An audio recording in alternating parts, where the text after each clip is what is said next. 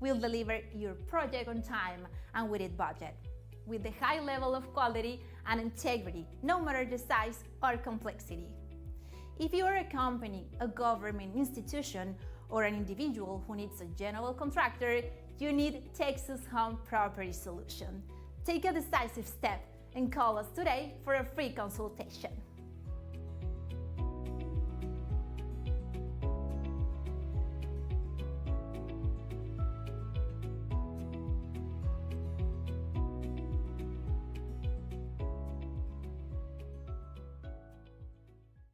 Taking a trip in the next 12 months? Airlines are under tremendous pressure and they're practically giving away their unsold seats. Like every crisis, this one will end too. But right now is the best time to take advantage of giveaway ticket prices on their unsold seats. We're not allowed to publish these low fares online. The only way to get these rock bottom giveaway prices is to call. So phone low-cost airlines now for airline ticket prices you may never see again.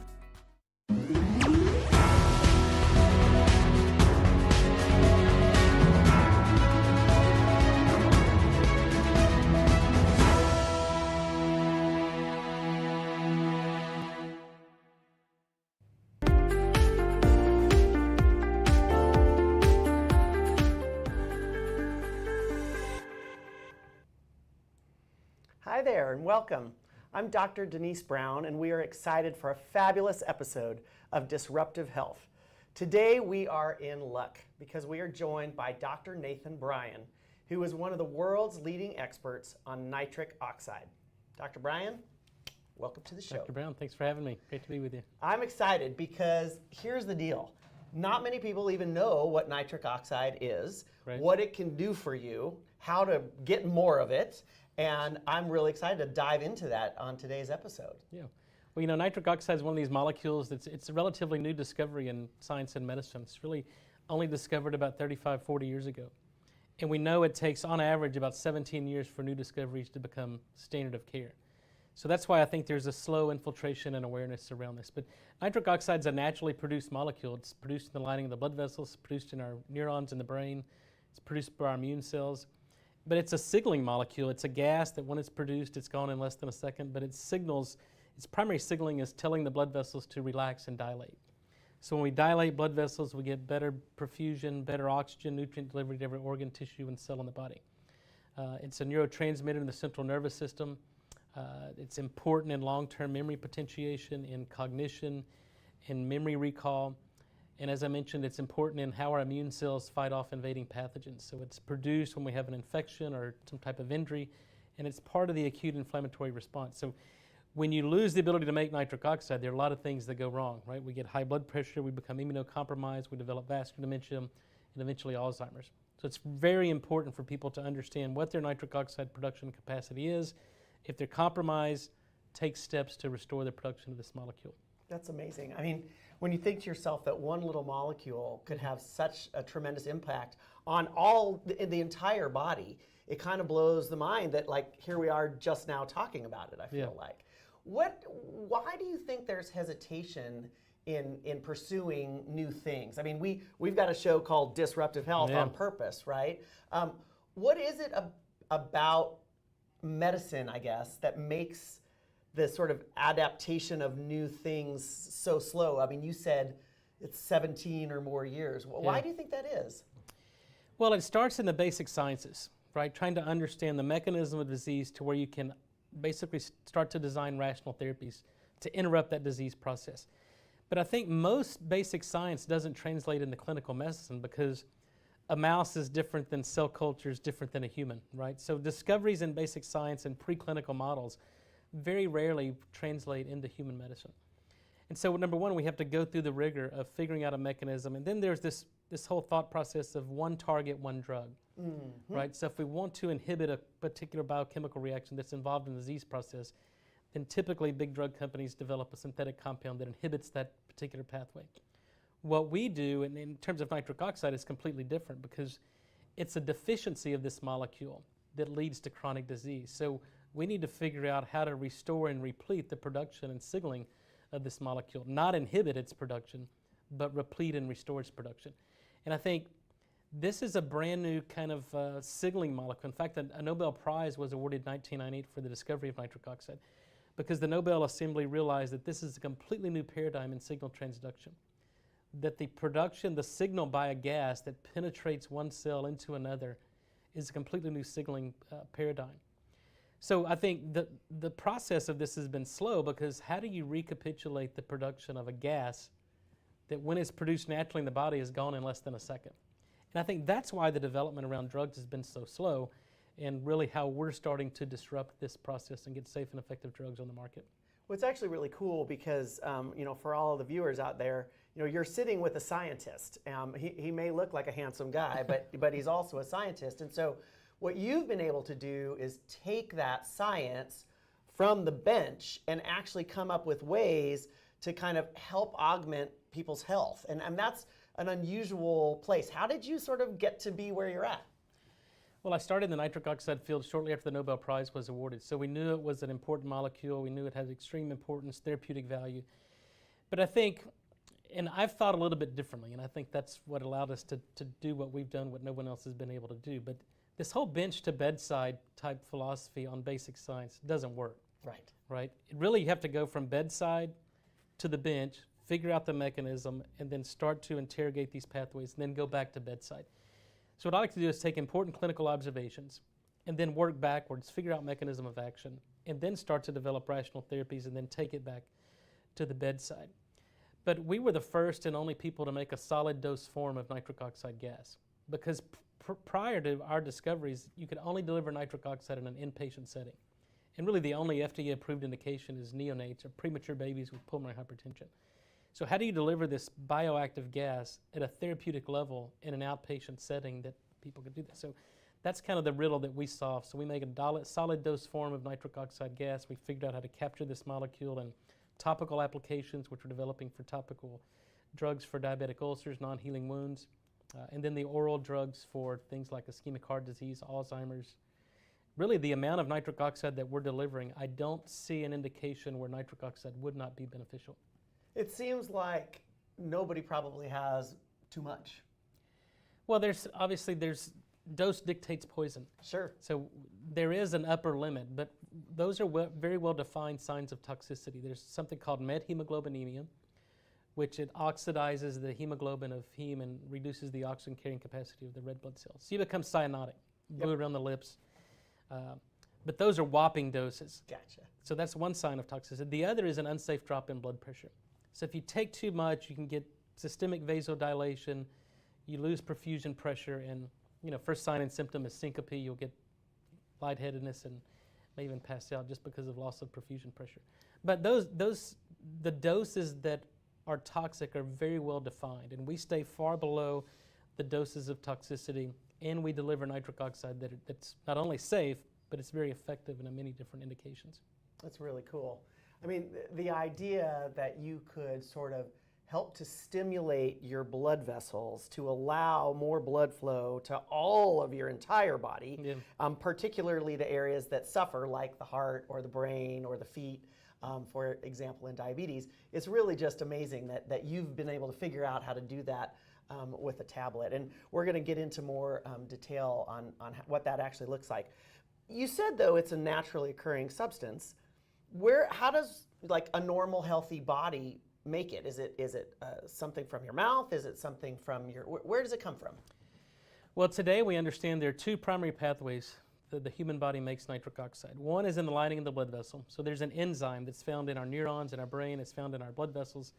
So the enzyme that's found in the blood vessels is obviously found in every organ, because every organ is supplied by an adequate supply of blood vessels. So this enzyme converts an amino acid called L-arginine into nitric oxide. So that's really responsible for the second-to-second regulation of perfusion, of blood pressure, and regulating blood flow upon demand. And then the other pathway, which we discovered about 20 years ago, was through the presence of oral bacteria. And this explains the benefits of certain dietary patterns, right? A vegetarian diet or a Japanese diet or dietary approaches to stop hypertension. These bacteria are responsible for converting inorganic nitrate, which is found primarily in green leafy vegetables, into nitric oxide gas. And then when we swallow our saliva, we get a burst of nitric oxide. So now this pathway, you can intervene dietarily and through capturing the activity of the oral microbiome. That's actually amazing when you think about the blue zones and whatnot and all these healthy diets, Sardinia, Japan, Costa Rica. It may be that nitric oxide is actually the key to a lot of that, and because it's stimulated by particular diets. That's actually really interesting. Well, there's starting to be a clear mechanism of action of the blue zones. What allows people to live, and it's multifactorial, right? There's not a silver bullet. There's not a single. What we're finding is it is their diet. It's that they're not exposed to a lot of toxins and really, Western practices that are destroying endothelial function and destroying the microbiome. So things like mouthwash, fluoride toothpaste, antacids, some drug therapy completely shut down nitric oxide production. But in these blue zones, they're not exposed to toxins, they're eating a good diet, they have a sense of community, they're active, and really it's that combination of many things that allow for longevity. That's amazing. It makes me want to, first of all, it makes me want to go to Costa Rica. It also makes me want to eat more plants, which I suppose we should all do. So if someone really wanted to then kind of augment their ability, the most sort of significant thing that they could do is to sort of make some dietary adjustments then. Well, I think it's, the science of nitric oxide is very complex, but I think the solutions are starting to be pretty straightforward. Pretty straightforward. And so I tell people all the time, you got to do two things. Stop doing the things that disrupt it and start doing the things that promote it. So we can take those one by one. So what's disrupting nitric oxide production? It's really the Western diet, really the Western lifestyle, and sedentary lifestyle. We have to move. Moving, exercise stimulates the release of nitric oxide in the lining of the blood vessels. So stop using mouthwash. As we mentioned earlier, if you use mouthwash, it completely destroys the oral microbiome. And it's similar to taking an antibiotic every day. I mean, we know we don't do that, and there's a reason we don't do that, because it completely destroys the microbiome. And these bacteria that live in and on our body are doing things to help the human host. It's a symbiotic relationship. So using mouthwash destroys the microbiome, disrupts nitric oxide production. We see an increase in blood pressure, and you lose the protective benefits of exercise. And then fluoride is an antiseptic, and most toothpaste contain fluoride, so you have to remove fluoride. And then the other big culprit in inhibiting nitric oxide production are antacids, specifically what we call proton pump inhibitors. And these shut down nitric oxide production in the lining of the blood vessels, and they shut down nitric oxide production through this enterosalivary circuit and the nitric oxide. So those drugs, now again, if you take important clinical observations, we know that these drugs, people have been on these for 3 to 5 years, have a 30% higher incidence of heart attack, stroke, and 40% higher incidence of Alzheimer's. And the reason for that is because it's completely shutting down nitric oxide production. That's amazing. So 2 really easy things that we can do. And it's cost savings. Yeah, my goodness. Well, that's kind of exceptional because I think there are a lot of people out there who just kind of go with the flow, have no idea, swig around a little mouthwash, feel fresh for later, and little do they know that they're having a potential disruption in a super important cascade across their entire body. Well, it's 2 out of 3 Americans wake up and use mouthwash every morning. And 2 out of 3 Americans have an unsafe elevation in blood pressure. So I don't think it's coincidental. We published a paper in 2019 showing that use of mouthwash is causal for an increase in blood pressure due to the disruption of the oral microbiome. No more mouthwash for me. No more mouthwash. All right. So that's actually amazing. There's 2 things that you can do to help increase the amount of nitric oxide that you have in your body, and they both seem pretty straightforward. We're going to be right back after a brief commercial break.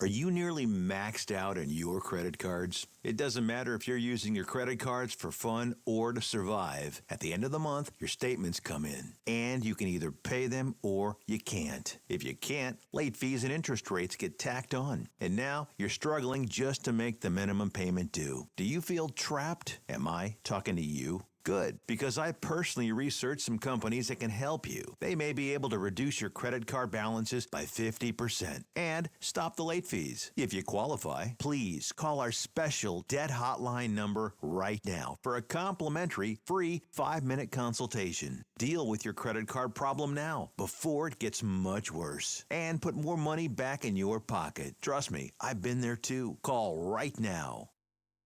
Call 855-993-2096 right now. That's 855-993-2096. If you're on supplemental oxygen, heavy and awkward tanks can be a burden. Now you can leave home and leave the tanks behind with Inogen, portable oxygen therapy that moves with you. With my Inogen, now I'm able to do the things that I've always loved. I just press the button here, and there's my oxygen. Inogen systems are so small and light, you're free to leave the house without the hassles of an oxygen tank. I could play golf again. I could go grocery shopping. I'm free again. With the Inogen, I can handle my own oxygen. I can carry my own oxygen. I go anywhere with this. Look how small it is. And right now, you can try an Inogen portable oxygen system for 30 days risk-free. Call us right now. If you qualify, we'll send you an Inogen system to use for 30 days risk-free. Your insurance may even cover your new Inogen system. If you're on oxygen, you need to be using an Inogen. Call 800-367-1753. That's 800-367-1753.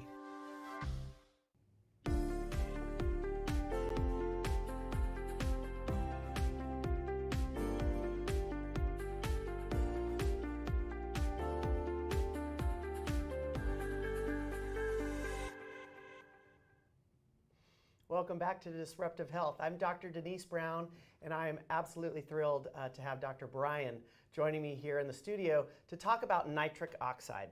What we're going to focus on next is the absolutely critical impact that nitric oxide has on our cardiovascular health and what we can do to help make our bodies as healthy as we possibly can, and things that we should look out for as we sort of go about the aging process, if you will. So, Dr. Brian, tell me, we've talked a little bit about what happens with nitric oxide and how blood vessels dilate. Okay. Explain to our viewers what that actually means, and then what we can do to kind of encourage the best heart and vascular health we can. Sure. Well, nitric oxide produced in the lining of the blood vessels is what regulates blood flow and perfusion and really the elasticity or the arterial compliance. So if you have sufficient nitric oxide, then the blood vessels are soft and compliant and they dampen that pulse wave with each heartbeat.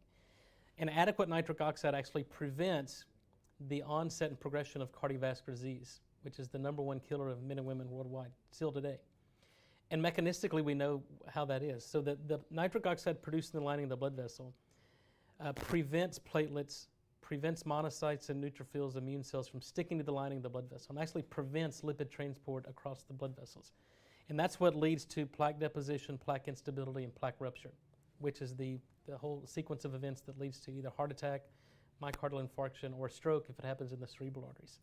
So nitric oxide allows the blood vessels to relax, which allows the pressure to flow more smoothly. And when that happens, all of these other things don't occur, like cholesterol plaques or platelets or plaque formation. Is that what you're saying? That's right. And that happens all over the body, not just in the heart. It happens in the arms and the legs and in the brain. That's right. Okay. The endothelium and the endothelial cells is really considered the largest organ, right? It's a single layer of cells that line all blood vessels throughout the body.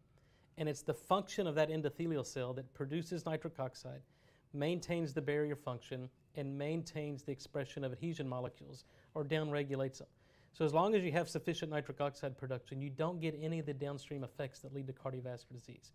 And in fact, the functional loss of nitric oxide in the lining of the blood vessel precedes the structural changes we see in patients with cardiovascular disease or ischemic heart disease by many years, sometimes decades. Interesting. So it would be like you've got a room in your house and you've got the sort of framing, and then you have the sheetrock, and then you have the plaster, and now you've got paint, and that top coat of paint is kind of helps withstand splashes or this or that. Right. And that's basically what nitric oxide is doing on the inside of our blood vessels. That's right. It's protecting anything underneath the blood vessel. Okay. And that's where cardiovascular disease starts, right? You get hyperplasia, you get smooth muscle proliferation, and then the lumen of the blood vessel starts to become closed. And that's stenosis and obstruction, obstructive coronary disease, which leads to, compromised blood flow to the heart, the ischemic pain known as angina. And so that whole process, we understand without a doubt the mechanism of cardiovascular disease. We certainly know how to diagnose it. Now the question is, how do we treat it? And I think it's not a lack of information, it's the application of that new science in the clinical practice.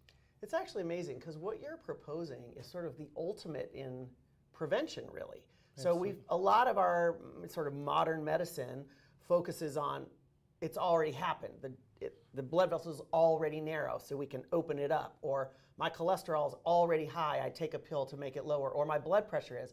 What you're saying is if we are very conscious about what our nitric oxide is, we don't have to do any of those things because they only happen once that nitric oxide level is low. That's right. Well, I think we can all appreciate medicine today is a reactive practice. People only take action or go to a doctor once they develop symptoms or get sick, or the first sign of a heart disease in many patients is sudden cardiac death, and then it's certainly too late.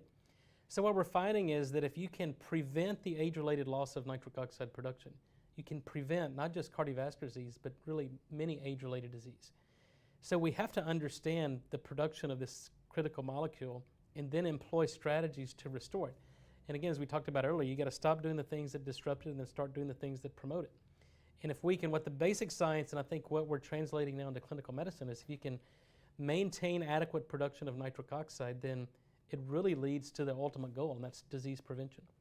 That's absolutely amazing. So let's talk a little bit about how all these things are connected. I think a lot of times people think like, oh, I have a heart attack, or oh, I had a stroke, or oh, I have an ulcer on my toe, and think of those things as different disease processes. But it's all really one disease process. It's the disease of the blood vessel. Absolutely. It just depends on where it's at. There's a vascular component to every single known disease. And there's really the infinite number of insults we give to our body every day, whether it's the food we eat, the toxins we're exposed to. The body always responds with 3 finite responses. It increases inflammation, oxidative stress, and immune dysfunction. And nitric oxide is what controls and regulates all of those. So if we can restore nitric oxide, we can dilate the blood vessels, we inhibit inflammation, we prevent oxidative stress, and we mitigate the immune dysfunction you see in any chronic disease. So whether it's heart attack, obviously it's an obstruction and a plaque rupture in the coronary arteries, a stroke, ischemic stroke, same thing, or in diabetic ulcers, it's lack of blood flow to the extremities. And so what does nitric oxide do? It opens up the blood vessels, and you now start perfusing every organ, tissue, and cell in the body. So it's really considered the holy grail in cardiovascular medicine. In fact, when the Nobel Prize was awarded in '98, Val Fuster, who was president of the American Heart Association, was famously quoted as saying that nitric oxide is the most important discovery in the history of cardiovascular medicine. And that was 26 years ago, and I think today that quote still holds true. It sure sounds like it. Okay, so is there a point where the horses run out of the barn? I mean, if I've been using mouthwash and fluoride toothpaste all my life, is it too late for me, or are there things that I can sort of do right now? No, remarkably, in terms of the microbiome, we know that these bacteria are really resilient. And in our 2019 paper, we published that if you stop for at least 4 days, then these microbiome, the bacteria, completely repopulate, and we can restore nitric oxide production. And we actually have evidence in patients with advanced coronary artery disease, where you already get some stenosis and plaque deposition. We see about 11% plaque regression within 6 months. So not only can we treat with nitric oxide technology, we can actually reverse and regress disease, and that's really good news for people. So to answer your question, it's never too late. Although I should say, I think there's a process in every disease where there's really a point of no return. But I think if we can catch this early enough and really start to make people aware of nitric oxide and start to be conscious of what they're doing that disrupt it, and then employ these strategies to restore it, then certainly we can prevent the onset, and best case, we can even regress disease. Walk that back. Okay, so there are ways that we can do it inherently in our own bodies. We've talked about that. Are there other ways to supplement outside of that? You mentioned you were one of the first people to be able to have a solid tablet. Yeah. Let's talk about that. Like, what can I do beyond the mouthwash and the medications? Well, yeah, the first thing is always, change your diet, change your lifestyle, and let's give the body what it needs and let the body do its job, right? Sometimes we just got to get out of its way. So true. But, understanding, so my whole purpose was let's understand how the human body makes nitric oxide, understand what goes wrong in people that can't make it, and then let's give it back at doses that recapitulate nitric oxide production.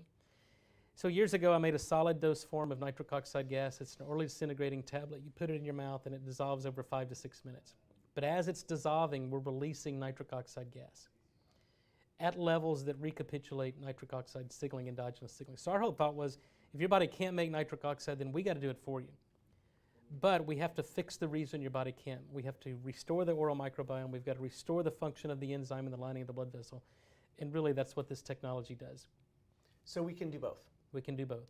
And if someone was going to take a nitric oxide supplement, would that be something they would do indefinitely, or is it a kind of a short-term, sort of treatment regimen? How does that work? Well, I think what we're finding is that the world we live in is so toxic that we almost need a daily nitric oxide boost. And it's similar, and it's personalized medicine, right? Okay. Everybody's different. It's if not impossible to do a one-size-fits-all. But I think for good measure, what we're learning, and I've been doing this for the past 20 years, is I take a nitric oxide every day for the past 20 years. It's not because I need it, it's because I don't want to need it, right? So it's kind of like if you're taking your daily vitamin C, what do? Or your daily magnesium or vitamin D. We do it because this is what the body normally does, and if the body doesn't have what it needs, then the body suffers. I love it. Instead of an apple a day, it's a nitric oxide tablet a day. Right. Keeps the doctor away. That sounds pretty good to me. Do you take it in the morning or at nighttime? I'm curious. I typically take it in the morning. Obviously, we want to get up in the morning, have good blood flow, good oxygenation, and get the cardiovascular system working so it sets the rest of your day. Sets the tone. Yeah. And as we know, in people that are at risk, most heart attacks happen before 10 a.m. First thing in the morning. So I think it's good to have that protection on board. Yeah, you think about the cortisol spikes, all these things are kind of happening in the morning, and you can sort of help offset that with one little nitric oxide tablet that dissolves under your tongue. It's absolutely magic, it really is.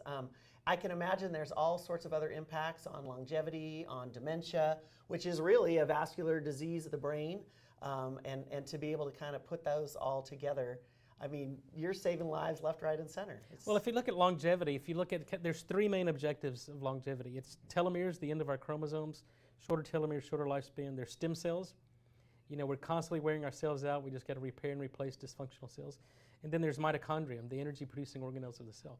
And nitric oxide controls and regulates all those, prevents telomere shortening, mobilizes stem cells, and improves mitochondrial function. So it's what we call the unified theory of aging. And so we have to understand the production of this molecule and make sure your body's producing it. Well, I feel like you have given us some tools to do exactly that, and we're deeply appreciative for it. And I hope that you have all learned plenty about nitric oxide, what you can do to help increase your production. And then if you want to check out Dr. Brian, I encourage you to take a look at his website. It lists all of his different scientific contributions, papers, you name it. He's given so much to the field, and he's given so much to us here today. So I really appreciate your time, and I hope we'll see you here again sometime on another episode of Disruptive Health. Thanks, y'all.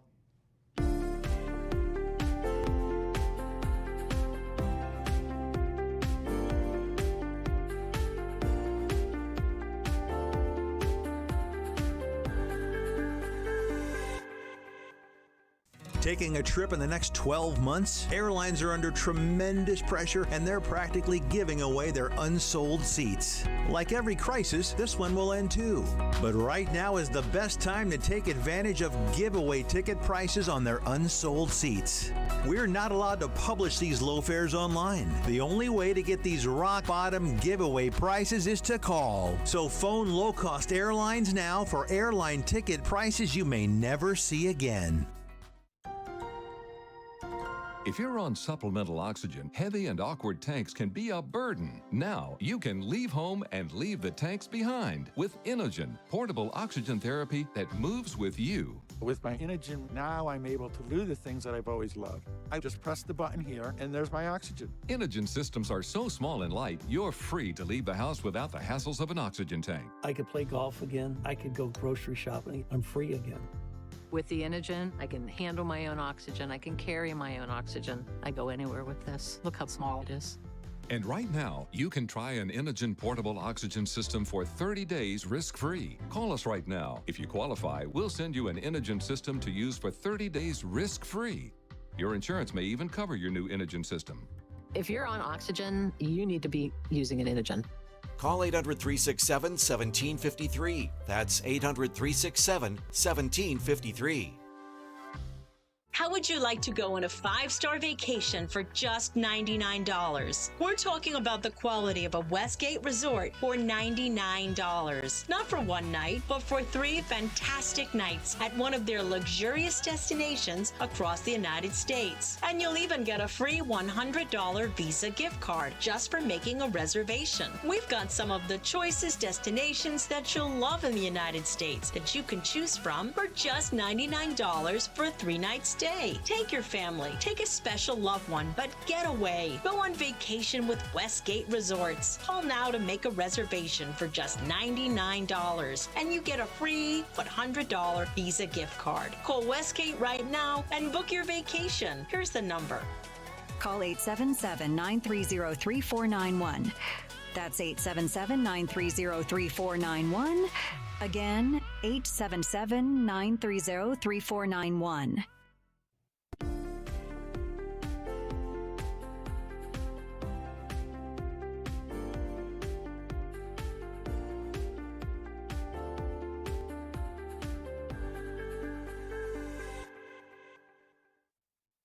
And welcome back to Disruptive Health. I'm Dr. Denise Brown, and now joining me in the studio is Jennifer Hobson. We're very excited to talk to Jennifer about diets and what restrictive diets can mean for you, and more importantly, what you can do to avoid them. Jennifer, welcome to the show. Thank you so much, Denise. I appreciate it. So you are the owner and CEO of Shine Up Coaching, and tell me a little bit about the challenges that you work with your clients on facing.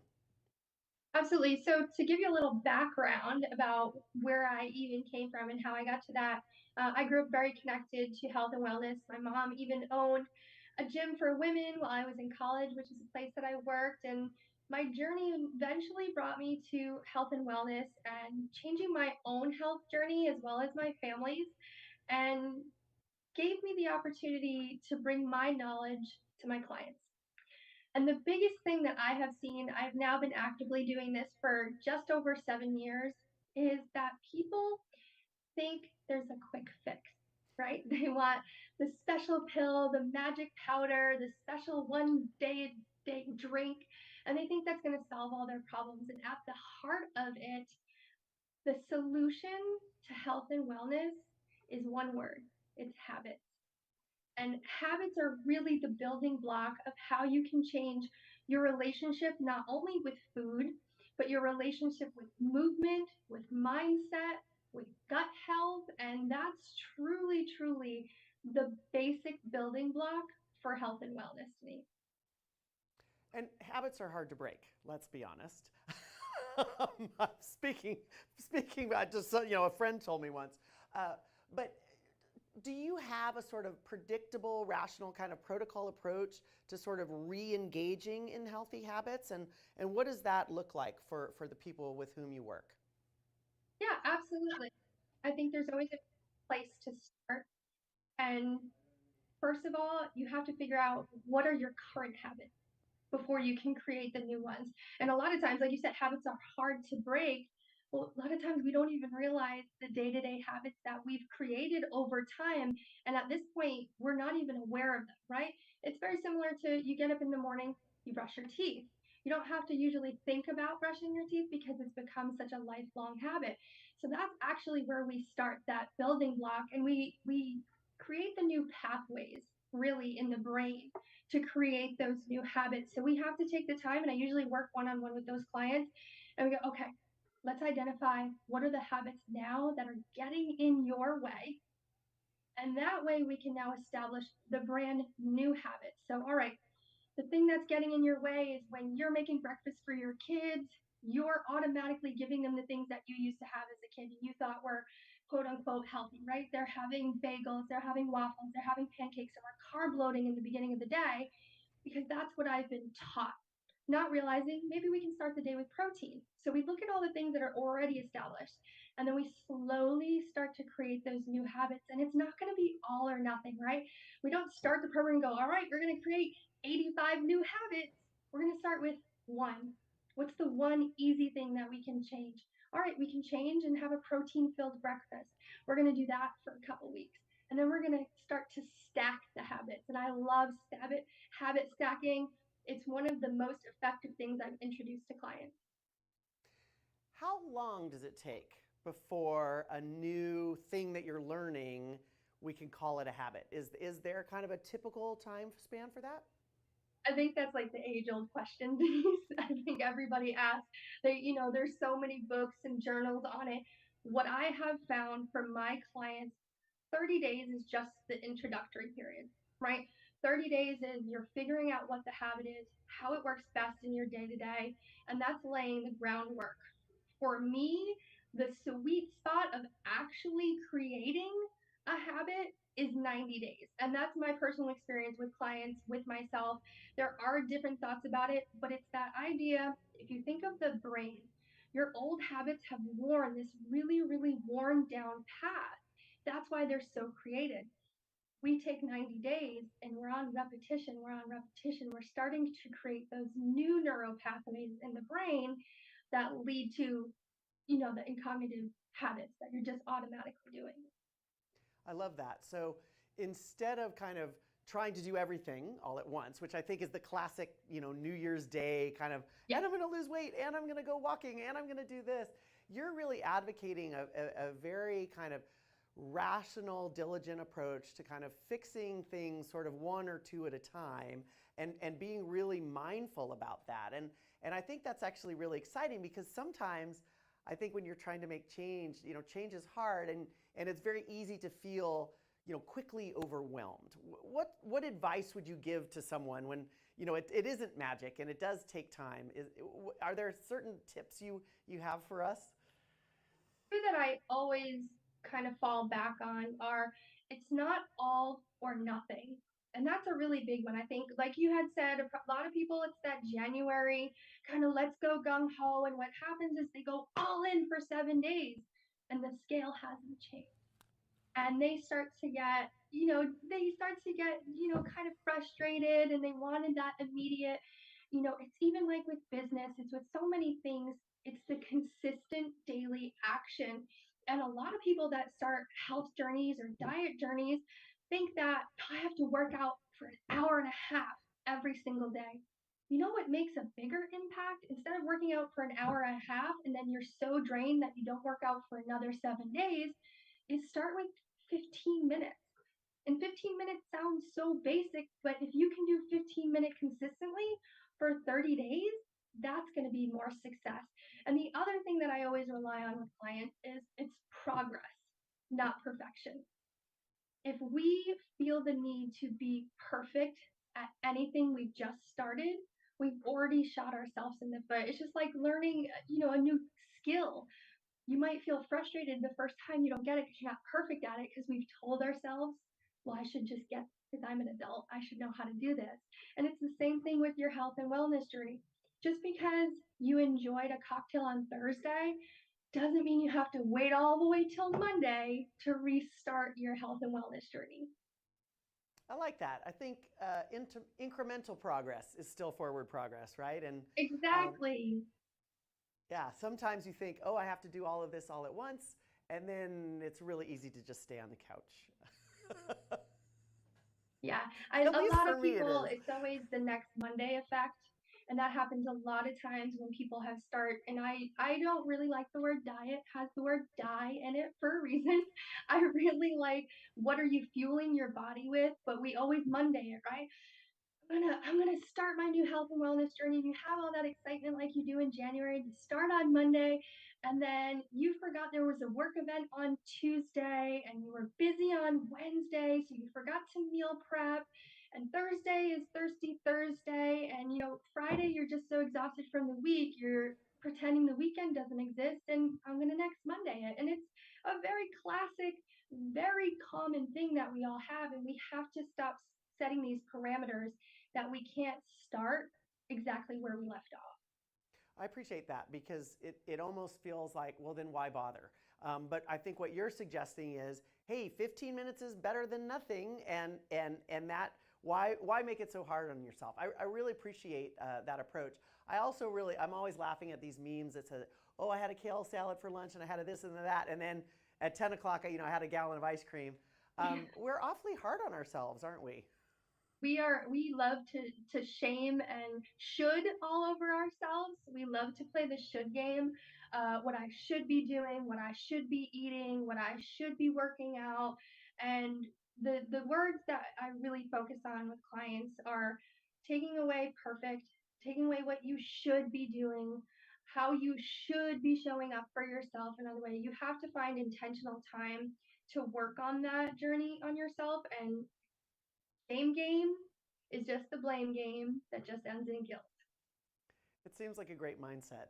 All right, let's hear your thoughts on cheat days. I despise the word cheat. So do I. and I was like, I'm gonna be blunt with you. I despise the word cheat. I grew up with, you have a negative connotation with the word cheat. Cheating is doing something wrong, and words are very important. So how you speak to yourself is also important. And I just call them enjoyment meals. Like, it's something that gives me joy. Maybe it's not there because I'm gonna do a workout after, but you know what? It gave me a good emotion. The biggest part about it is some people do cheat meals and still feel guilty afterwards. They think that by saying cheat, it's going to let go of the guilt. And what ends up happening, your brain, cheat is synonymous with negative, and it just doesn't work that way. So food is food. There's no good food. There's no bad food. There's food that fuels us. I actually just had this conversation with my almost 9-year-old. There's no good food. There's no bad food. Food is food. There's food that fuels us. There's food that we enjoy. There's food that gives us nostalgia and memories. And we have to figure out which one we need at this moment in our life to serve our body. Well, I appreciate that. And I really appreciate your mindset and your very tactical tips. Tell us where we can find out more about you if viewers want to know more about your sort of approach to coaching and really life in general.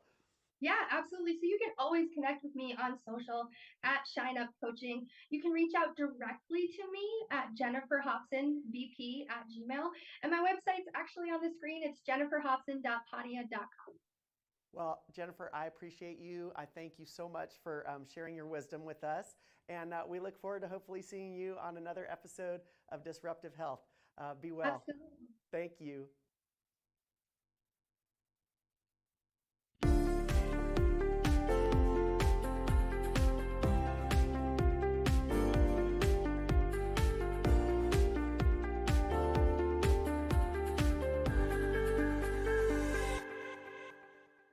Are you nearly maxed out on your credit cards? It doesn't matter if you're using your credit cards for fun or to survive. At the end of the month, your statements come in, and you can either pay them or you can't. If you can't, late fees and interest rates get tacked on. And now you're struggling just to make the minimum payment due. Do you feel trapped? Am I talking to you? Good, because I personally researched some companies that can help you. They may be able to reduce your credit card balances by 50% and stop the late fees. If you qualify, please call our special debt hotline number right now for a complimentary free 5-minute consultation. Deal with your credit card problem now before it gets much worse and put more money back in your pocket. Trust me, I've been there too. Call right now.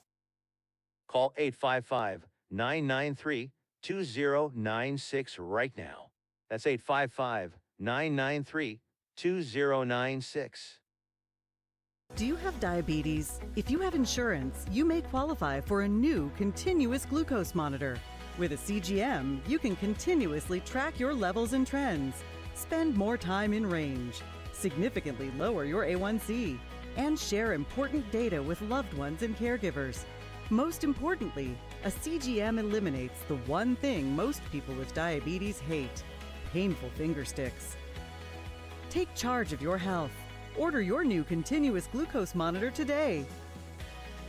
If you use insulin and have seen your diabetes care provider within the last 6 months, you may qualify for a CGM today.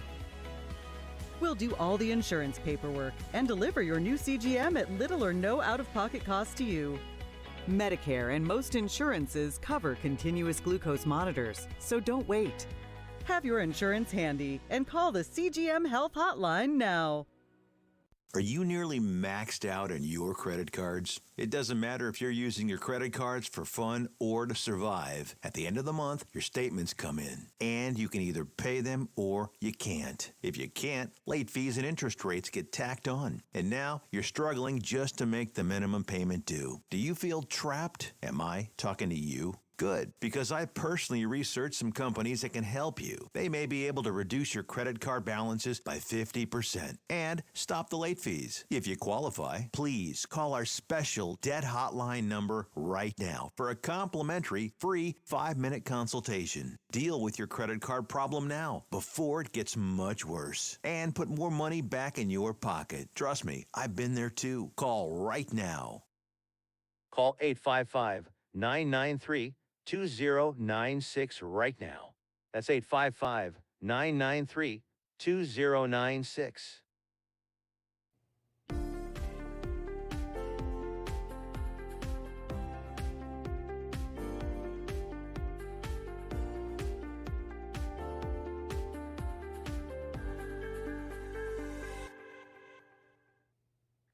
Hey there, welcome back to Disruptive Health. I'm Dr. Denise Brown, and joining me now in studio is JC Lopez. He's from Hona CBD. JC, welcome to the show. Super excited to chat with you about all things CBD. I feel like there's a lot of misconceptions out there. What is CBD going to get me stoned? My 80-year-old dad keeps asking me, so I have a vested interest in hearing your answer. But just welcome. We're really excited to have you. Awesome. Pleasure to be here, Denise. Thank you so much for having me. Okay, so let's just dive right in. When my dad says, "Oh, CBD scares me. I don't want to get stoned," what should I say to him? Yeah, the primary difference really lies in the compounds of THC and CBD. THC is a psychoactive component found in marijuana that really produces that high feeling, and it binds directly with the CB1 receptors in the brain, leading to that type of euphoria. Whereas CBD, on the other hand, is non-psychoactive. It doesn't produce a high because it interacts differently with your endocannabinoid system. And really, instead of binding directly to that CB1 receptor, CBD modulates their activity, which can help reduce anxiety, inflammation, and pain, without altering your mental state. So overall, really, the compound that really makes you high or have that euphoric feeling is the compounds found in THC and not CBD. And so those are really the main differences in that. That's super interesting. And I think one of the things that you kind of touched on just there that I'd love to kind of get at a little bit more is that we do have these natural receptors in our brains that are sort of designed for cannabinoid proteins, right? So it's already something that your brain is ready for. Absolutely, yeah. So I'll dive a little deeper and talk about the endocannabinoid system, or the ECS. I'll probably refer to it a couple times. But really, the ECS system, the endocannabinoid system, is found in everybody's body. Your body actually naturally produces endocannabinoids or cannabinoids. And the endo is just the fact that it's made in your body. And the ECS regulates the various physiological processes to maintain balance in the body. CBD influences these CB1 and CB2 receptors found in the brain. So CBD1 is found in the brain and central nervous system, whereas CB2 is really found in immune cells or in your tissues as well. So yes, everyone has it. It's nothing that you kind of gain by just taking CBD, right? It's really just another system in your body that is very similar to how the nervous system operates. So when you are using CBD, what would you sort of say are kind of the top three indications on the board? Like, what do you feel like it's best at? You mentioned a couple things that I'm really curious. Like, what would be your sort of like, oh, if you're struggling with blank, you might consider it? You know, the biggest thing that I really use it for is I'm an avid gym goer, and I'm sports all the way. I do all kinds of sports, tennis, golf, bodybuilding, and really I put a lot of strain on my body. So the number one thing that I'm looking for is anti-inflammatory properties, and CBD has those anti-inflammatory properties to really help improve and overall reduce my inflammation and pain, if any. So pain and inflammation are going to be the top two that I'm really looking at, and especially mood.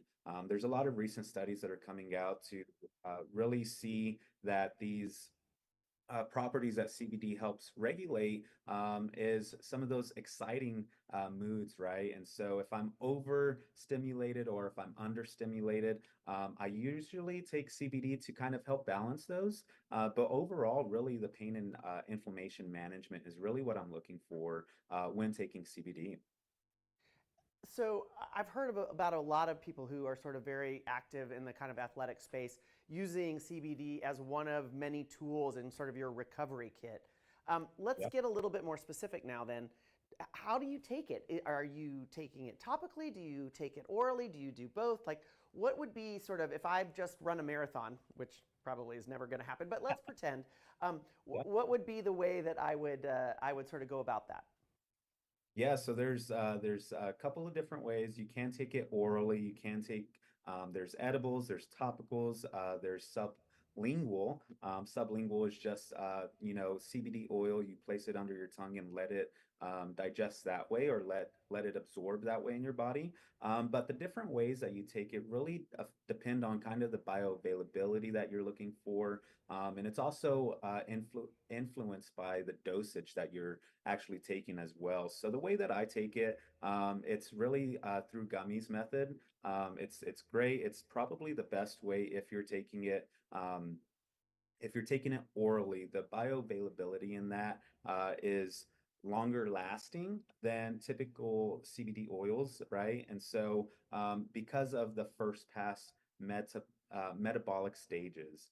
So without getting too scientific around here, really there's your body metabolizes these CBDs, or the CBD, in a lot of different ways. And really what I'm looking for whenever I'm doing this is, especially training, right, is I'm going to take it orally before the gym to kind of help relax my body and help get my mood set right. So that way I'm really focusing on the mind and muscle connection.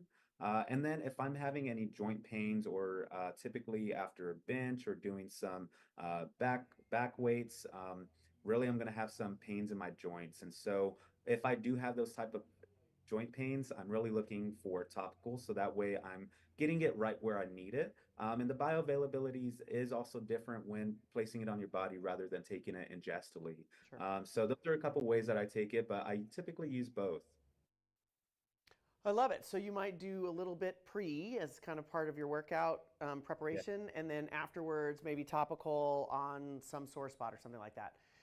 That's actually really interesting. I appreciate that. So the other thing I feel like I hear people use CBD a lot for is kind of calming and anxiety. Can we talk a little bit about that? Yeah, absolutely. So there's been a lot of different studies in the minor cannabinoids and major cannabinoids. So just to kind of take a step back, there are over 150 different types of cannabinoids that have been researched through some of these. And what a lot of scientists are really looking at now is how can it really influence the serotonin and dopamine levels when taking CBD, and how can we really regulate and balance that mood, right? And so CBG is one of the number one cannabinoids that are being researched to help with the how do I say it? That, I guess, that anxiety spike. And seeing how to regulate those moods. So again, when we talk about the CB1 receptor in your endocannabinoid system, CBD doesn't really directly bind to it. However, it does influence how other endocannabinoids, the body the cannabinoids that your body naturally produces to help regulate that mood. And so, yeah, CBG is one of the leading cannabinoids that are being researched into seeing how we can reduce that anxiety levels, right? And so, yeah, that's really big, and so that's something that I'm really hoping we can get more research on, especially as science continues to open back up, right? Yeah, it's actually it's pretty cool because up until really recently, like not 2024, it was very difficult to study marijuana, right? Because marijuana has always been considered a Schedule 1 substance, and so you couldn't really study it in the lab, and so all of the sort of potential trials where you might take one medicine versus another medicine versus CBD, we've not really been able to do that, and that's recently changed. So what are you looking forward to the most, I think, now that that sort of has opened up? Where do you feel like CBD goes next? I think there's still so much studies to be done in all of the minor cannabinoids that we're kind of seeing pop up. Especially another one that I haven't talked about is CBN, which is a major one that's kind of coming into the limelight. I feel like just recently, maybe late 2023. I feel like, but CBN really helps with kind of sleep disorders, right? And so there's so many different types of CB cannabinoids that affect different types of ways that your body's trying to regulate itself. And so the biggest thing that I'm looking forward to as research continues to go on is one, understanding the efficacy and the safety profiles behind CBD through large-scale clinical trials.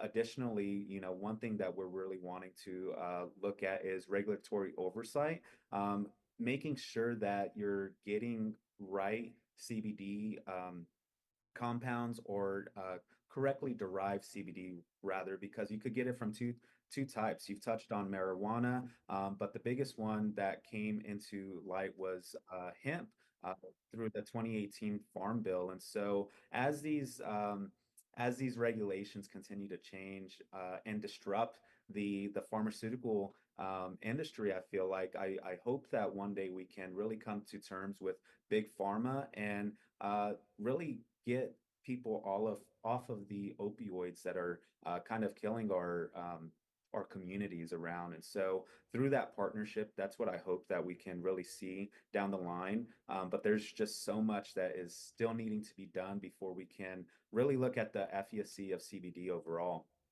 It sounds like we've got a lot more to learn, and I'm sure that we have a lot more to learn from you, JC. We look forward to bringing you back on another episode of Disruptive Health.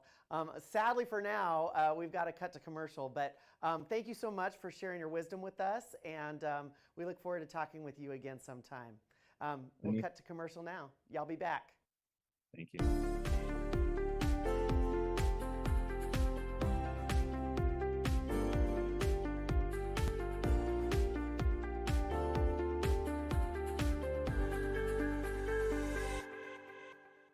Do you have diabetes? If you have insurance, you may qualify for a new continuous glucose monitor. With a CGM, you can continuously track your levels and trends, spend more time in range, significantly lower your A1C, and share important data with loved ones and caregivers. Most importantly, a CGM eliminates the one thing most people with diabetes hate: painful finger sticks. Take charge of your health. Order your new continuous glucose monitor today. If you use insulin and have seen your diabetes care provider within the last 6 months, you may qualify for a CGM today. We'll do all the insurance paperwork and deliver your new CGM at little or no out-of-pocket cost to you. Medicare and most insurances cover continuous glucose monitors, so don't wait. Have your insurance handy and call the CGM Health Hotline now. If you're living with diabetes and using insulin, you know the pain of pricking your fingers over and over again. By wearing a small device called a continuous glucose monitor, or CGM, you can reduce the pain of pricking your fingers right away. If you use insulin daily, you might be eligible to get your own continuous glucose monitor. So call the US Med Diabetic Health Hotline today and learn about the latest CGM technology. Not only can a CGM immediately reduce pain, it's accurate, easy to use, and helps you make better diabetes treatment decisions. And if you have Medicare or private insurance, you can see if you qualify for a CGM at little or no out-of-pocket cost. We'll also provide free shipping of your new CGM, and we'll bill your insurance company for you. If you use insulin daily, you might be eligible to get your own continuous glucose monitor. So call the US Med Diabetic Health Hotline to see if you qualify for a CGM at little to no out-of-pocket cost.